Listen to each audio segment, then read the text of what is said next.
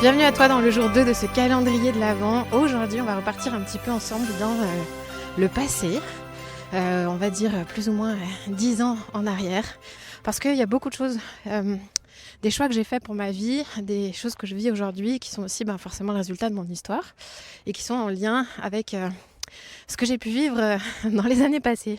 Il y a 10 ans, qu'est-ce qui s'est passé ? Il y a 10 ans, en fait, je suis devenue maman. Je suis devenue maman pour la première fois, c'était exactement le 1er août 2014, où ma première fille Alicia est née. Ce jour-là a été une révolution pour moi. Ça a été vraiment quelque chose qui a chamboulé ma vie, comme beaucoup de mamans. Je suis pas sûre que j'étais tout à fait prête à ça, même si j'avais toujours eu, pendant très longtemps, envie d'avoir des enfants, très très très heureuse. Et je ne m'attendais pas à ce qui allait se passer, à ce qui allait me tomber dessus. Pour ce premier jour, je vais rester vraiment sur des éléments particuliers, parce que là, je pourrais en parler des heures. Mais les premiers mois avec ma fille ont été extrêmement compliqués.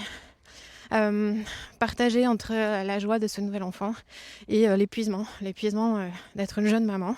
Je ne savais pas qu'en fait, un bébé, ça fatigue à ce point. Je ne savais pas qu'en fait, j'allais avoir des nuits extrêmement difficiles, que j'allais très peu dormir.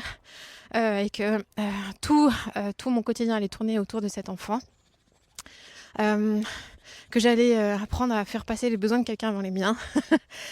Tout ça a été vraiment une grosse vague. Et puis, en fait, pour l'arrivée de ma fille, j'ai décidé de m'arrêter de travailler parce qu'avant, j'étais éducatrice spécialisée pendant quelques années. Et puis, en fait, rapidement, j'ai senti que ce boulot, il serait difficile pour moi à concilier avec une vie de famille. Pourquoi ? Parce qu'en fait, c'est un boulot extrêmement prenant.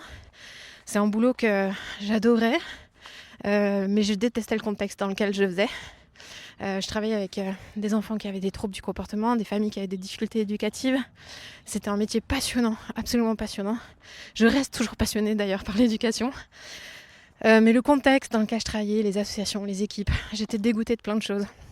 Et puis, je manquais de sens énormément dans mon travail. Je manquais énormément de sens. Et du coup, quand je suis tombée enceinte, en fait, rapidement pour moi, j'ai eu cette envie en fait d'arrêter de travailler, de pouvoir préparer l'arrivée de ma fille et puis lui consacrer mon temps, lui consacrer mon énergie, parce que j'avais envie d'être cohérente avec mes choix, avec mes valeurs, et en même temps parce qu'en fait, je voulais être cette maman présente, cette maman disponible, cette maman aimante, et puis qui en même temps, je trouvais pas de sens dans mon travail, donc ça tombait très bien. Et puis du coup, en faisant ce choix-là, je me suis arrêtée complètement, et du coup toutes mes journées ont tourné autour d'elle, et les premiers mois ont été vraiment, vraiment éprouvants. Jusqu'à ce qu'un soir, en fait, j'ai une première prise de conscience qui a été parmi les premiers déclics pour apprendre à me remettre au centre de ma vie et à ne plus m'oublier, même s'il y a eu un long, long chemin qui a dû se faire encore derrière. Cette prise de conscience, c'était un soir dans la cuisine. J'étais épuisée, j'étais au bout du rouleau, j'étais blanche comme pas possible, je manquais de sommeil. Je pense que ma fille devait avoir 7 ou 8 mois, donc c'était 7 ou 8 mois après l'avoir eue. Tout mon quotidien tournait autour d'elle, tout était centré autour d'elle. Mes besoins à moi, je les avais complètement oubliés. Jusqu'au point où un soir, mon mari me dit dans la cuisine: Géraldine, je t'ai épousée pour le meilleur et pour le pire, mais là, je crois qu'on est en train de toucher le pire. Et ça m'a fait un espèce de sursaut. Ce miroir qui m'a renvoyé, où j'ai pris conscience, attends, en fait, juste c'est pas moi. C'est pas moi en fait. Qu'est-ce qui se passe là ? Je suis complètement en train de m'effondrer. C'est pas moi, ça me ressemble pas d'être complètement lasse, épuisée, vidée, un brouillard mental constant, une difficulté en fait à zéro énergie, zéro. Première prise de conscience, me dire purée, peut-être qu'il serait temps que je m'occupe de moi un petit peu. Et qu'est-ce qui s'est passé après ça ? En fait, tout simplement, je suis allée faire des analyses de sang pour déjà aller checker est-ce que au niveau physiologique, est-ce qu'il y avait un problème ou pas ? Et il se trouve qu'en fait, ça faisait des mois que j'étais en situation d'hypothyroïdie.